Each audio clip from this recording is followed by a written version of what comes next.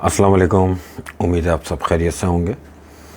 अपनी weekly video के साथ मैं अपना व्यू शेयर कर लूँ आप लोगों से, और उम्मीद ये थी कि कुछ अच्छी बातें करने का मौका मिलेगा इस वीकेंड पे, लेकिन मार्केट क्लोजिंग के बाद एक सरप्राइज़ इस मार्केट को मिला कि इंटरेस्ट रेट जो है वो फिर से जो है वो 100 बेसिस पॉइंट जो है वो इंक्रीज़ कर दिए गए स्टेट बैंक की तरफ से, और 16% अब हमारा इंटरेस्ट रेट लाके खड़ा कर दिया गया है। सरप्राइज़ था पूरी मार्केट के लिए, और at least business community, stock market इस चीज़ को जो है वो बिल्कुल भी फोर्सी नहीं कर रही थी, और बहुत बड़ा सरप्राइज़ समझ लें कि ये एक समझ लें कि धोखा है इन्वेस्टर्स के साथ बहुत बड़ा, और जिसको एटलीस्ट मेरी कैलकुलेशन के हिसाब से ये अनाउंसमेंट बनता नहीं था।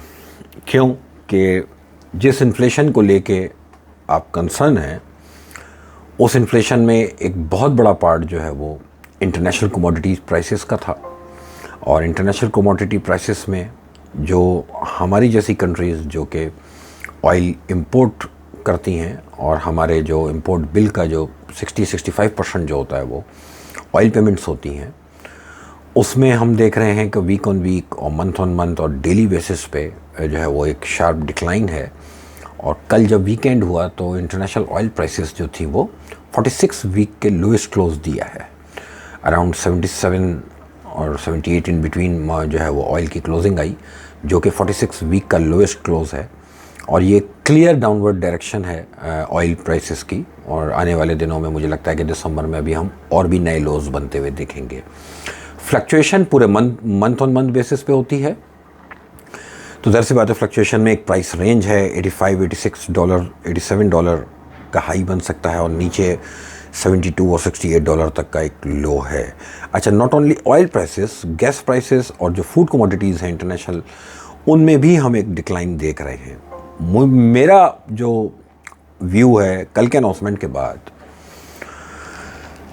स्टेट बैंक के गवर्नर साहब को कम से कम इन प्राइसेस का, जो इंटरनेशनल ऑयल प्राइसेस और इंटरनेशनल कमोडिटी प्राइसेस जो नीचे जा रही हैं, एटलीस्ट उनके इम्पैक्ट्स का इंतज़ार करना चाहिए था। अच्छा, और अगर इंतज़ार नहीं कर सकते थे और इतनी इमरजेंसी थी कि आपको 100 बेसिस पॉइंट एक दिन में बढ़ाने पड़े हैं, तो इससे पहले जो 2 मॉनेटरी पॉलिसीज़ में आपने अनचेंज रखा वो क्यों रखा था? यानी आपको अपनी पॉलिसीज़ का खुद नहीं पता।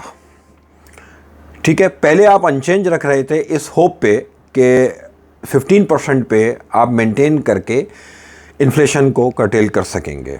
अच्छा, इन्फ्लेशन कर्टेल नहीं हुई। मुझ जैसा एक छोटा मोटा आदमी, जो कि एक छोटा मोटा जो है वो स्टॉक मार्केट का एक पार्ट है, और मैं अपनी कैपेसिटी के हिसाब से एक एनालिसिस अपनी रखता हूँ। हमारे यहाँ इन्फ्लेशन अगर अभी तक कंट्रोल में नहीं आई है, तो उसकी वजह यह है कि कोई भी गवर्नमेंट, चाहे वो रिजीम चेंज के बाद की हो, चाहे वो रिजीम चेंज से पहले की हो, दोनों गवर्नमेंट्स में प्रॉब्लम ये थी कि सब अपनी अपनी सियासत में लगे हुए हैं। अब तक जो नए फाइनेंस मिनिस्टर जो टार्जन आए थे, पीएएफ पाकिस्तान एयरफोर्स के जहाज़ पे उनको पाकिस्तान भेजा गया था अभी कुछ दिन पहले, और उन टार्जन साहब ने आके कहा था कि मेरा 24 साल का आईएमएफ से डील करने का एक्सपीरियंस है, मैं संभाल लूँगा। बेशक वो संभाल सकते होंगे, लेकिन ये बताएं कि जब से वो फाइनेंस मिनिस्टर बने हैं तो उन्होंने अब तक क्या ऐसे मेजर्स लिए, क्या ऐसी उन्होंने भाग दौड़ की इन्फ्लेशन को रोकने के लिए, कहाँ तक इन्होंने अपनी गवर्नेंस को ठीक किया।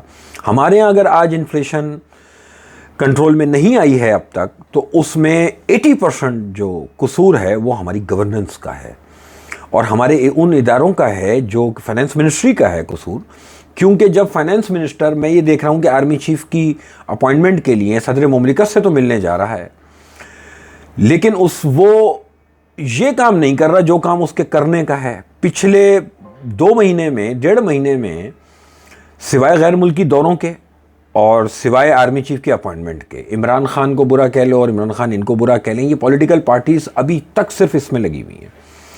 देखिए, मैं पिछली वीडियो में एक बात बता चुका कि पुरानी गवर्नमेंट से जो जो गलतियां हुई वो हम हाईलाइट करते रहे। अब इनका टाइम है, 7 महीने इनको हो चुके हैं।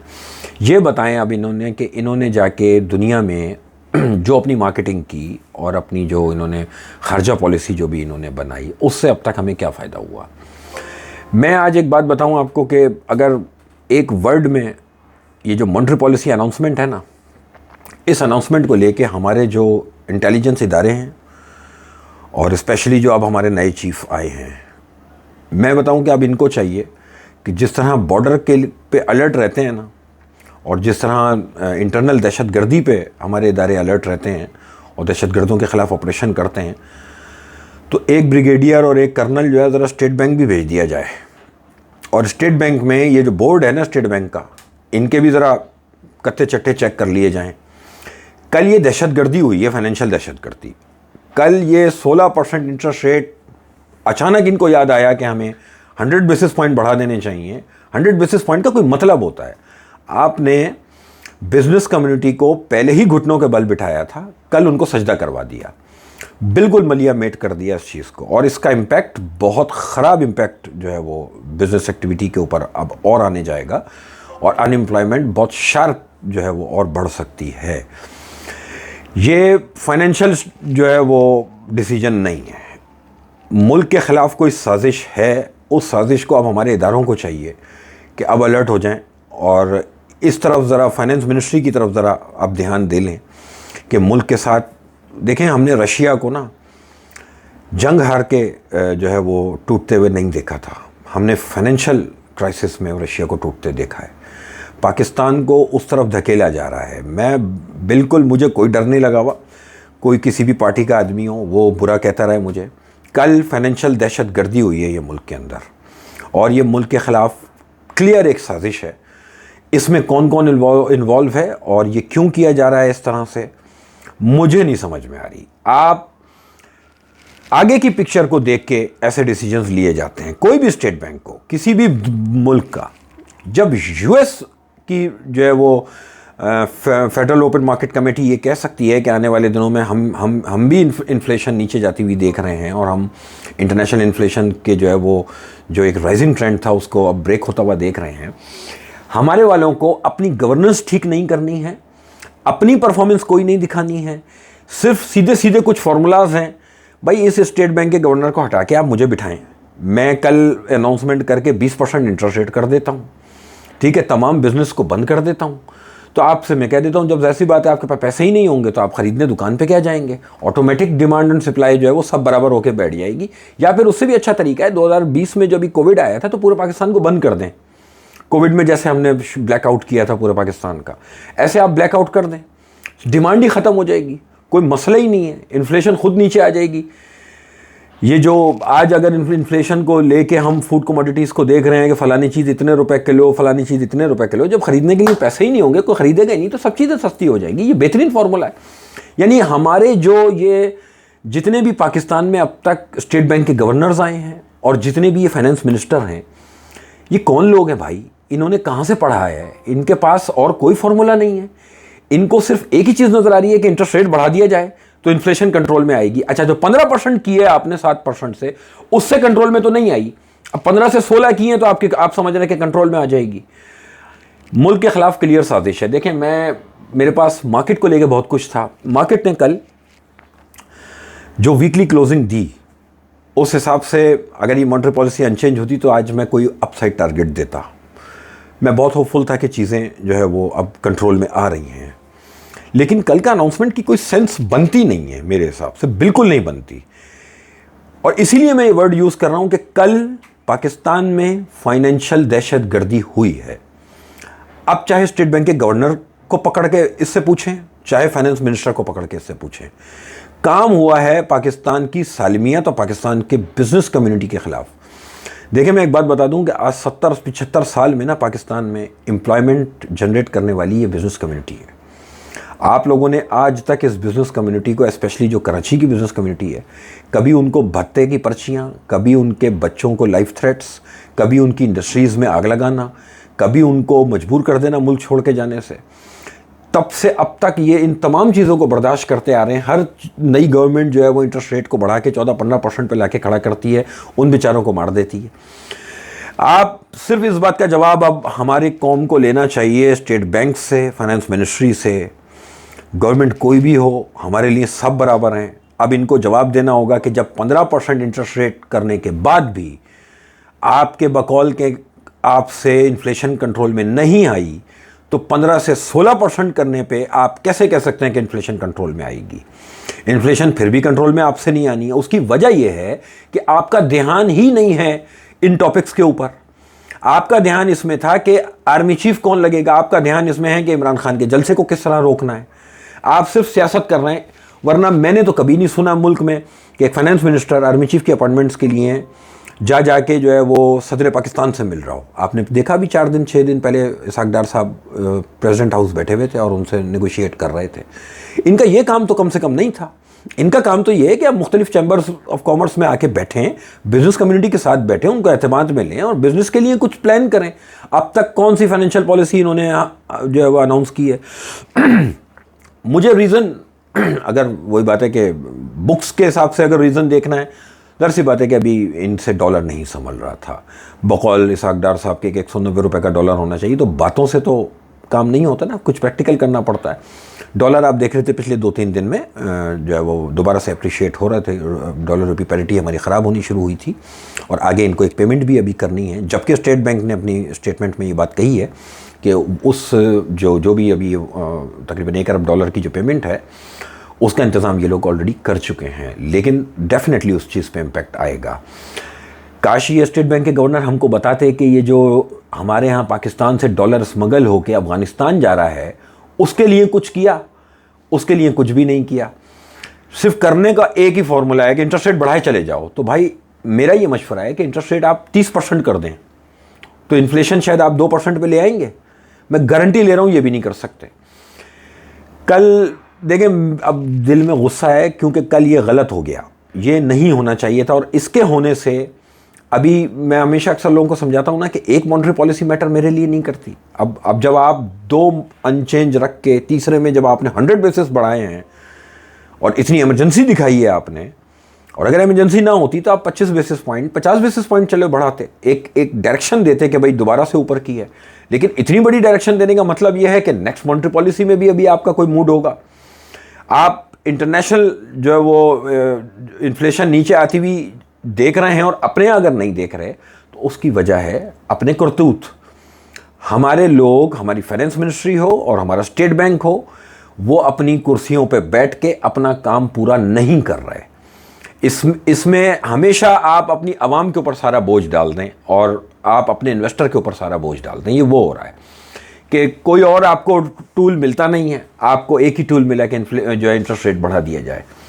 कोई सेंस नहीं बनती थी। बहुत बुरा अनाउंसमेंट है और ये मुल्क के साथ, रिपीट कर रहा हूँ, एक दहशतगर्दी है। हमारे इदारों को चाहिए कि ज़रा अलर्ट हो जाए। अब दूसरी तरफ हो गया, अब सियासत में हुकूमत आना जाना ये टॉपिक हो गया। फाइनेंस को देख लेना चाहिए भाई, हमारे इदारों को, और ये चेक करें कि ये जो डिसीजन इस तरह के लिए जा रहे हैं इसमें क्या हकीकत है और मुल्क के साथ हमदर्दी हो रही है या मुल्क के साथ दुश्मनी हो रही है। मार्केट की क्लोजिंग बहुत अच्छी आई थी, लेकिन मुझे लगता है कि मार्केट एक गैप ओपनिंग दे सकती है मंडे को, तो इसलिए अभी लेवल्स कोई नहीं दे रहा। मैं बाज़ार में ज़्यादा बड़ी डिप नहीं देख रहा। ये इस डिसीजन का एक पैनिक, वन टाइम पैनिक हमें ज़रूर देखना पड़ेगा, ज़रूर आएगा। मेरी जितनी भी आइटम सिलेक्शन, चाहे मैंने अपने इन्वेस्टर्स को डायरेक्टली या जिनको मैं नहीं भी जानता और वो व्हाट्सएप पे या डिफरेंट प्लेटफॉर्म्स पे मुझसे पूछ रहे होते हैं, मेरी कम से कम जितनी भी आइटम सिलेक्शन स्टॉक मार्केट में है उनमें से जो जितने भी सेक्टर्स मेरे रिकमेंडेड हैं उनका कोई इम्पैक्ट जो है इंटरेस्ट रेट से लेने देने का कोई इम्पैक्ट उन सेक्टर्स के ऊपर नहीं है। इसलिए मुझे किसी किस्म का कोई फियर नहीं है, मैं कंफर्टेबल हूँ। हाँ, लेकिन जो मैं एक्सपेक्ट कर रहा था कि दिसंबर में मार्केट के अंदर एक अच्छी अपसाइड आएगी, उसमें मैं थोड़ा सा डाउटफुल हुआ। अभी मैं देखूँगा मंथ क्लोजिंग। अब मंथ क्लोजिंग समझ लें 30th तक मुझे इंतज़ार करना है कि 30th तक मार्केट क्या क्लोज देती है। मार्केट पिछले 4-5 दिन से अपने पिवट के ऊपर कंसोलिडेट कर रही थी, बहुत अच्छी परफॉर्मेंस दिखा रही थी और एक लंबी अपसाइड की तैयारी थी, जिसमें ये दोबारा कल दहशतगर्दी कर दी गई स्टेट बैंक की तरफ से। अब ये देखना है कि नेक्स्ट 3 वर्किंग डेज़ हैं मंथ क्लोजिंग में, इन 3 वर्किंग डेज़ में मार्केट मंथ क्लोजिंग क्या देती है, उसके बाद फिर इंडेक्स के ऊपर और मार्केट के टारगेट्स के ऊपर बात की जा सकेगी। फ़िलहाल मुझे किसी किस्म का कोई पैनिक नहीं है। मार्केट अगर मुझे नीचे मिलेगी मैं बाय साइड पे बैठूंगा, क्योंकि मैं इस डिसीजन को ज़्यादा घास डालने के मूड में नहीं हूँ। ये डिसीजन इनको गले आएगा। इस डिसीजन पे स्टेट बैंक को बहुत कुछ भुगतना पड़ेगा, बिज़नेस कम्युनिटी की तरफ से बहुत बड़ा प्रेशर आएगा, बिज़नेस ठप हो जाएंगे और बिज़नेस कम्युनिटी इतनी खामोशी से बैठ नहीं पाएगी जिस तरह अब तक बैठी हुई थी। मेरे हिसाब से बिज़नेस कम्युनिटी को रोड पे निकलना चाहिए अब, या इनको पकड़ लेना चाहिए। तो जो हमारे यहाँ के बड़े बिजनेसमैन हैं, इनके डायरेक्ट ताल्लुक होते हैं, चाहे आर्मी चीफ हो, चाहे सदर पाकिस्तान हो, चाहे स्टेट बैंक का गवर्नर हो, इनके डायरेक्ट कॉन्टैक्ट्स हैं। इन लोगों को चाहिए कि अब अपने असर और रसूख इस्तेमाल करें और ज़रा बिठाएं इनसे हिसाब किताब लें कि किस खाते में ये इंटरेस्ट रेट बढ़ाया भाई। अगर आपसे डॉलर नहीं संभल रहा था तो भाई अपनी पॉलिसीज़ पे ध्यान दो ना, अपने काम बताओ। आपने चाइना से, सऊदीया से जो अभी विजिट्स किए, उनसे आपने क्या हासिल किया? आपने डॉलर मुल्क में लाने के लिए अब तक कौन से ऐसे स्टेप लिए, वो मुझे बता दें। जब आप काम ही कोई नहीं कर रहे, आप सिर्फ सियासत में लगे हुए हैं, तो डॉलर ने तो ऊपर ही जाना है दोबारा से, क्योंकि आपकी पेमेंट आ गई 1 अरब डॉलर की। टोटल आपके रिजर्व्स कितने हैं? अब यही करते रहेंगे कि जितना डॉलर ऊपर जाता रहेगा आप इंटरेस्ट रेट बढ़ाते रहें। आपके पास एक फॉर्मूला है, उसके अलावा कुछ भी नहीं है। मंडे को बाजार देखते हैं कहाँ तक रिएक्ट करता है। और मेरे हिसाब से मार्केट नीचे मिले तो जिन सेक्टर्स को मैं रेकमेंड कर रहा हूँ, मैं उसमें बाय साइड पे ही बैठूंगा, क्योंकि मार्केट कोई मेरी इतने हायर मल्टीपल्स पे है नहीं, पहले ही डेड पड़ी हुई है। और मार्केट स्पेशली पिछले 6-8 महीने से तो बिल्कुल डेड है। तो इस डेड मार्केट में अगर दोबारा से कोई डिक्लाइन मिलेगा तो मैं उसको सेक्टर वाइज मैं उसको अपॉर्चुनिटी समझ के अवेल करूंगा और मैं बाय ऑन डिप पे रहूंगा। जिन सेक्टर्स को मैं रेकमेंड करता रहा हूं, उन सेक्टर्स में अब आप मुख्तलिफ ब्रोकरेज हाउसेस की रिपोर्ट्स आ रही हैं, आप उसमें देख लें कि उनमें किसी भी सेक्टर का इंटरेस्ट रेट का कोई नेगेटिव इम्पैक्ट नहीं है। तो जब इन सेक्टर्स के ऊपर नेगेटिव इम्पैक्ट नहीं है तो मेरे हिसाब से डिप जो है वो अपॉर्चुनिटी होगी, क्योंकि मार्केट पी मल्टीपल्स मेरे और उन सेक्टर्स के मल्टीपल्स बहुत चीप हैं और चीप मिलेंगे इन हरकतों की वजह से। लेवल्स इंशाल्लाह मैं मंथ क्लोजिंग के जो मेरी वीडियो होगी उसके ऊपर इंशाल्लाह आप लोगों से शेयर करूंगा। मैं 3 दिन मार्केट को देखना चाहता हूं कि मार्केट का बिहेवियर क्या है और मार्केट इस डिसीजन को कैसा लेती है। आप लोगों का बहुत शुक्रिया, थैंक यू।